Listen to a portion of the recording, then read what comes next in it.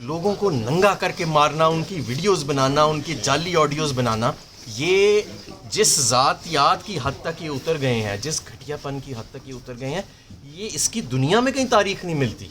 Hitler کے جرمنی میں بھی ایسی شاید بربریت نہ ہو، وہ تو بندے مارتا تھا، یہ تو بندوں کو ذلیل کر کے مارتے ہیں.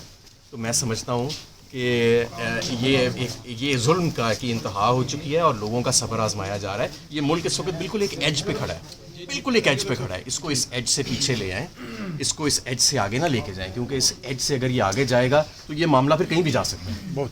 صاحب آپ اس گرفتاری میں وفاقی حکومت کو سمجھتے ہیں یا آپ سمجھتے ہیں کہ نگران وزیر اعلیٰ اس میں جو ہے نا اس گرفتاری کو دیکھیں، یہ تو مورے ہیں، یہ تو کیا پدی کا شوربہ. محسن نقوی بیچارہ، اس کی کیا اوقات ہے کہ وہ یا اتنے بڑے منصوبے بنائے فواد چودھری جیسے لیڈروں کو اریسٹ کرنے کے یا عمران خان جیسوں کو. یہ تو آپ کو پتہ ہے کہ پیچھے سے معاملات چلتے ہیں اور پھر آگے کی طرف آتے ہیں. آپ سب سینئر صحافی ہیں اور آپ پاکستان کی سیاست پہ شاید مجھ سے گہری نظر رکھتے ہیں.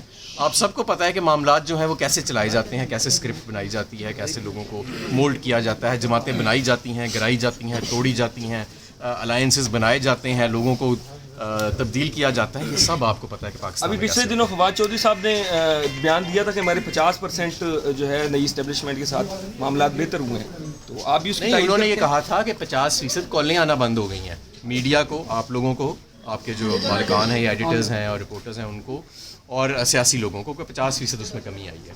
لیکن دیکھیں بات یہ ہے کہ اب ہمیں حقیقی طور پہ نیوٹرلٹی چاہیے. یہ پاکستان اب یہ میں صرف اس لیے نہیں کہہ رہا کہ میں پاکستان تحریک انصاف کا رکن ہوں اور کارکن ہوں. میں بطور ایک پاکستانی اور ایک سیاست کا اور تاریخ کا ادنا سا طالب علم، میں سمجھتا ہوں کہ یہ 21ویں صدی میں 2022 میں چند لوگ بیٹھ کے یہ فیصلہ کریں. بڑے مؤدبانہ ادب سے میں بتاتا ہوں کہ یہ کانسیپٹ 60-70 سال پہلے آبسلیٹ ہو چکا ہے. اس کی جدید دنیا کے اندر کوئی جگہ نہیں ہے. اب تو افریقہ کے ممالک میں بھی یہ کانسیپٹ ختم ہو چکا ہے جو ہم سے بھی زیادہ غریب ہیں. آپ پاکستان کو کس طرف دھکیل رہے ہیں؟ ہم آگے کی طرف جانا چاہتے ہیں. عوام پر اعتبار کریں، عوام پر اعتبار کریں. عوام کے نمائندوں کو ذلیل کرنا، ان کو بلیک میل کرنا، ان کو ہراساں کرنا، ان کو برونا کر کے ان پہ تشدد کرنا، ان کو مروڑ کے کبھی ایک الائنس میں ڈالنا کبھی دوسری الائنس میں ڈالنا، خدا را اب اس عمل سے ہماری جان چھوڑیں.